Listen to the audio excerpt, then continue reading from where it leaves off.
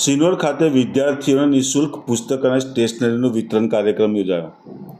વડોદરા જિલ્લાના સિનોર તાલુકામાં નર્મદા નદી કિનારે આવેલા માલસર ગામ ખાતે શ્રી સચ્ચિદાનંદ સેવા ટ્રસ્ટ દ્વારા શિક્ષણનો ઉમંગ ફેલાવવાનો ઉમદા પ્રયાસ કરવામાં આવ્યો। વડોદરા, નર્મદા, રાજપીપળા અને ભરૂચ જિલ્લાની 30થી વધુ શાળાઓના વિદ્યાર્થીઓને પુસ્તકો અને સ્ટેશનરીનું વિતરણ કરવામાં આવ્યું।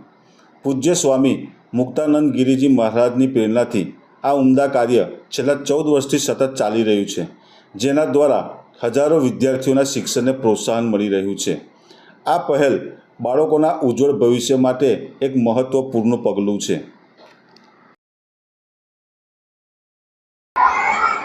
નમસ્તે।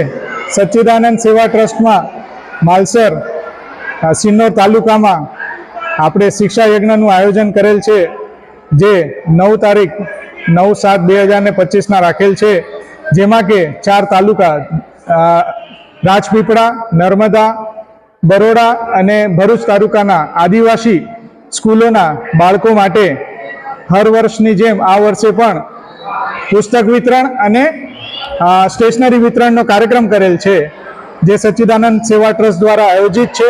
હર વર્ષની જેમ આ વર્ષે પણ અમે એ કરશું અને ભવિષ્યમાં એ કરતા રહીશું।